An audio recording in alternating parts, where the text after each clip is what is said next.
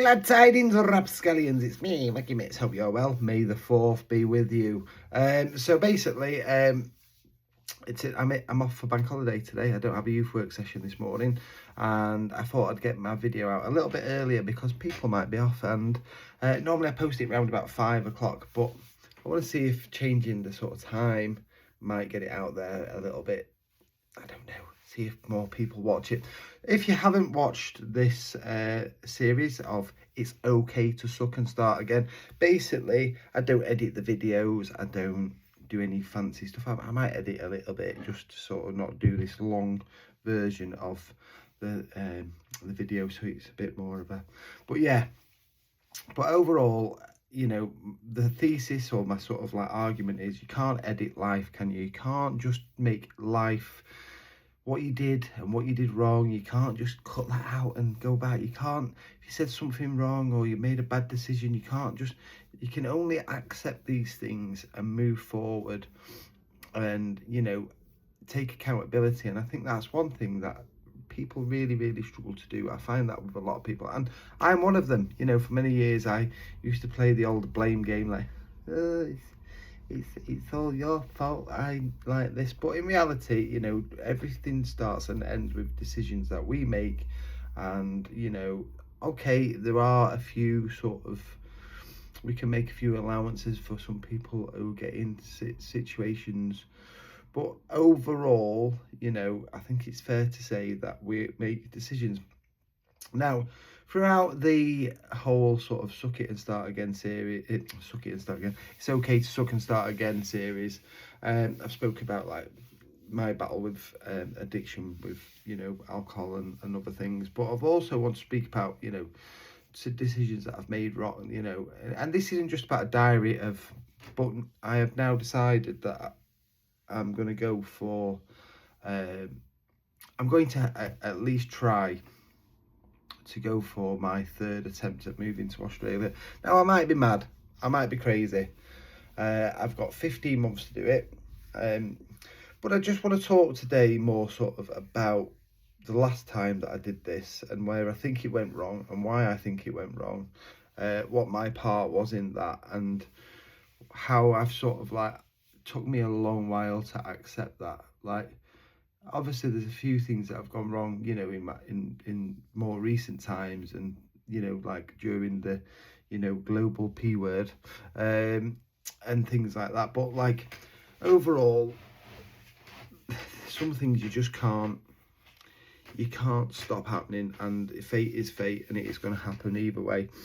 Anyway, so the last time I moved to Australia was 2016. It was January. I went out there with, I kind of undercooked my plan.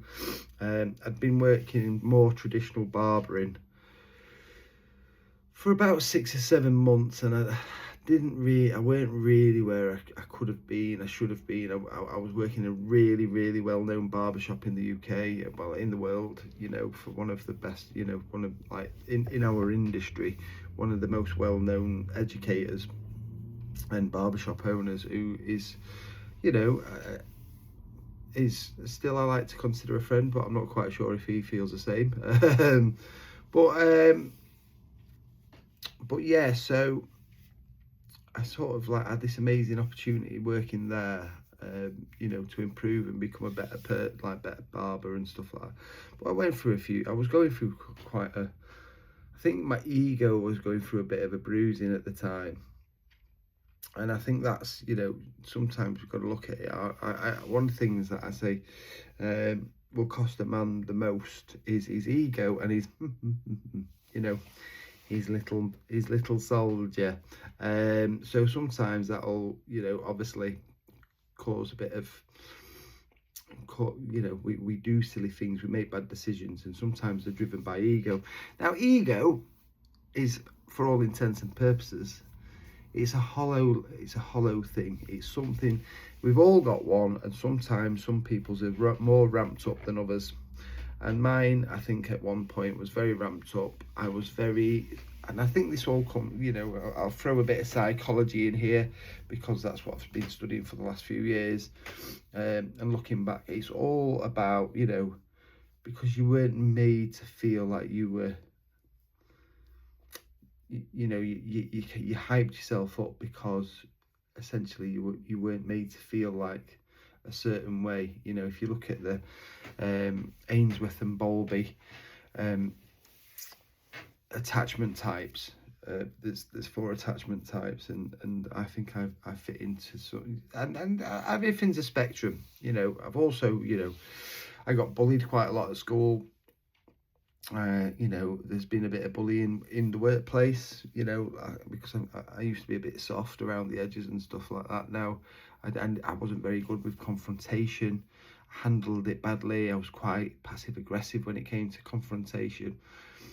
So I think like that is the one thing where I think like that's loads of hard work has to go into sort of somebody's personality before they can undertake things. Because if you can't take constructive criticism, even constructive criticism, we all get criticised regardless of what we do, whether you're an artist, especially when it comes to creativity. And that's one thing with like music and stuff like that. It's so subjective. Like people will, like your music or they won't like your music, and that's just how life is, unfortunately. Like not everybody's gonna give you flowers and tell you what an amazing person you are. So going through life and expecting to go without criticism is, and another, making content, people will have an opinion, especially in this day and age. People just go out purposely to troll people. So there is this sort of like, there's a yin and yang of making content. You get some people that say nice things, and you get some people that say not very nice things. Anyway, so I'll get back to my story because I have gone off the point a little bit. So basically, when I went to Australia last time, I kind of went over there, and I went over with a visa. It was an electronic business visitors visa. I think you could be there for like a year, but you had like 6 months, then you had to fly out of the country, and then you could fly back in for 6 months. So so time was of the essence. Instagram's made the world a lot smaller and a lot more easy. So what I did was, I felt out, a few different barbershops, and I spoke to a few people and arranged interviews basically before I even got out there. And I was quite sort of sure of myself that I could get one of these interviews just based off the barbershop that I worked in, because it looks really good on my CV. It was like a very good sort of, and it still does. I'm going to ask the owner if he will be happy to sort of give me a reference again, because this visa I'm going for, trying to go for something a bit different. But yeah, so basically, like, I went there with a one-way flight. I had about £2,000, and I had, and just a pure optimism that I was going to get a job there. And I got there on the Monday. I had an interview on, I don't know if I had an interview on the Tuesday, and then I had another one on the Wednesday. And on the Wednesday is the one I went. Bearing in mind, I didn't really know many people. I knew people from before, and I had a few people on Facebook from when I went over there on a working holiday visa. So I just put out, a local. I had to find models for these, to do a trial. Because when we do our hairdressing, when we go for hairdressing jobs and barbering jobs, we have to we have to prove our skills. We can't just go, I can do this, and then they go, oh, okay. I mean, sometimes that works, sometimes it doesn't. Like the job that I've been doing now, I didn't do one, but that's just, again, based on the barbershop that I've worked in before. So anyway, so basically so I basically managed to get loads of models just through Facebook, just the power of like connection. I think I did about 6 or 7 haircuts, and they were quite happy with the haircuts, and basically sort of told me to come back.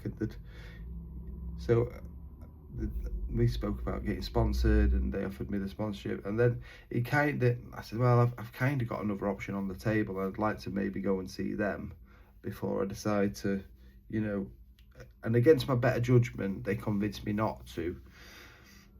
And that was the start of something that went a little bit wrong. And again, my ego played a part. I'm not saying that I'm innocent in this, but I don't think really, you know, it was a good fit. And that became quite apparent. And but on the other side of the coin, I was doing really well there, and eventually they ended up letting me go. I think, like, I got sponsored. I'm not going into the details of it too much, but like basically they sponsored me, and then by the time I'd been there about a year, they decided that they didn't want to sponsor me anymore, and that they wanted to sponsor somebody else, because they could only sponsor so many people at a certain time. So I was kind of not really getting along with the manager. Like, I think he, you know, I don't think he really liked me. I didn't particularly like him. There was this sort of like, I think this sort of, he wanted somebody who wasn't maybe quite as a stronger character as me, that he could kind of control a little bit more, which I think, you know, just shows weakness in a leader, to be honest. If you can't get people on your side, as a leader, you're not a very good one. Anyway, it is what it is, and I was very bitter about it for a long time. In fact, you know, when they let me go, I bounced around Melbourne for a little bit longer trying to find another job. I had some savings, so I could sort of, but then it got to this time, you know, it's 10 years ago this month since I came back, and it got to this sort of time, and I was just like, you know, I've had 15 months, you know, it's not really gone the way I wanted to. I was stressed. I was having quite bad, I was having quite bad anxiety and stuff like that over that year, and I kind of got like really, you know, I was just very stressed. So in the end, I just made an impulsive decision, and I ended up moving to Berlin, and it was out of the frying pan into the fire, and ended up working in Berlin for 2 months. And then in the end, I ended up back in the UK, working for the same barbershop that I ended up working in before I went. And then I decided I just couldn't work in Sheffield. I just didn't want, like, I'm originally from, you know, that way over. I'm from South Yorkshire originally, and it just felt a little bit too close to home. I also felt like I'd failed big time, you know, and I just felt that I was just carrying this massive weight of regret, failure, up, and just basically just not feeling particularly happy about how things had worked out. So that was that. So that, you know, that was my last time, and basically, but I think a lot of the reasons that things didn't go right there is because I was on such a short time frame that I made impulsive and quick fire decisions and went over my better. I had a gut feeling that it wasn't the right thing to do, and I ignored my gut. Now I know a lot of people talk, oh, that's a load of nonsense, that. But every time I've ever, you know, even when I was a manager and I'd take people on and I had a bit of a way, I felt a way about them, I always felt like I'd made a bit of a bad decision. Do you know what I mean? Like, there's something not quite, and often I've been proven right. So every time I ignored my gut, it just felt like I'd made a really bad decision, and I did that in this time. So this time, so what I'm going to do now through this channel, you know, and hopefully it'll be good content. I'm going to sort of start putting together things. Since Saturday, I woke up in the morning and I was like, right, I'm 43, I'm 44 this year. I'm not getting any younger. I've got 15 months. Pardon me. And at the point, and 15 days to get my arse into gear and basically get a visa over the line. So I'm going to start working on getting what is a 491, which is a regional. I would love to go back to Melbourne, but getting one of these visas is going to be harder to get than if I do somewhere a bit more regional, somewhere like Adelaide or Perth or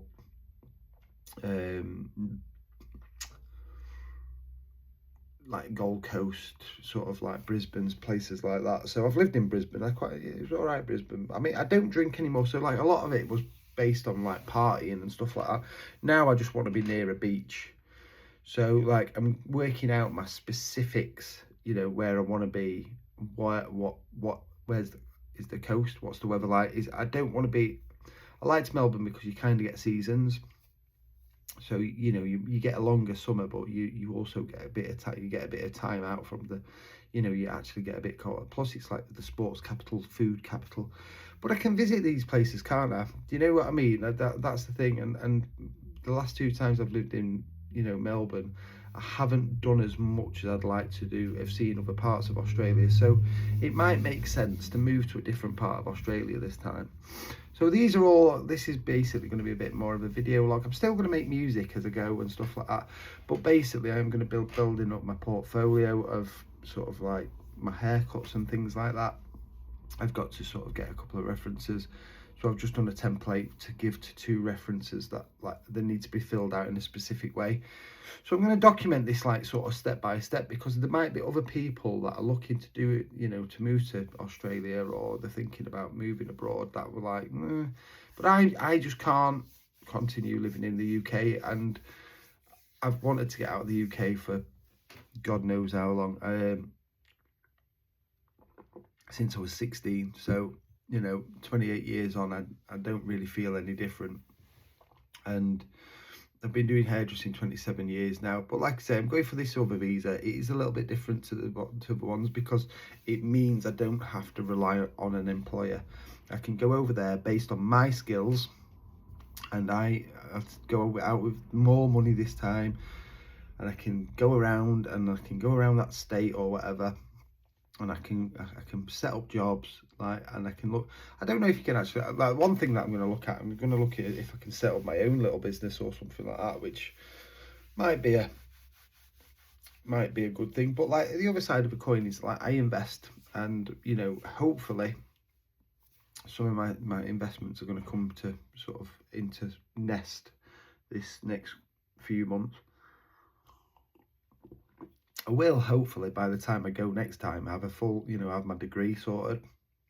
That's another thing I need to do over this next few days. So I'll have a degree in psychology. I'll have 27 years of hairdressing experience almost by the time I go in a year's time, hopefully 28 years. Like, I'm going to try and sort of hone in my skills a little bit. I feel like I need to speed up a little bit cutting hair, but I like to take 45 minutes for men's haircuts and an hour for a skin fade. And it's just because I don't think men have a lot of places to go to feel like pampered and looked after. So my personal preference is to, you know, take a little bit longer and give people a bit more of my time. And, you know, the barber is often one place where a lot of men go to sort of offload a lot of their, you know, how they're feeling and stuff like that. But I'm going to post this a little bit earlier today. I'm going to aim for sort of like midday. I might start doing that a bit more often. What I might start doing, I might start filming these videos a day early or something like that, and then post them a bit earlier. But just because I'd like to get them out there a little bit more. But it's about finding the right people, and hopefully, if you've enjoyed this, you will consider subscribing and you will hit that like button. And if you feel like, if you know somebody who's also, maybe they're even looking for a barber in Australia at the moment, you know, in certain parts, maybe it's you, let me know. But yeah, so in my shorts and stuff like that, I'll be documenting all the things that I do. I'll be doing sort of more music still, but I still want to sort of talk about going to Australia for the third time. Third time's a charm, right? Anyway, you have a lovely day and enjoy the bank holiday weekend if you're here in the UK. And if you're not in the UK, just have an amazing day. Anyway, toodle pip, goodbye, see you later.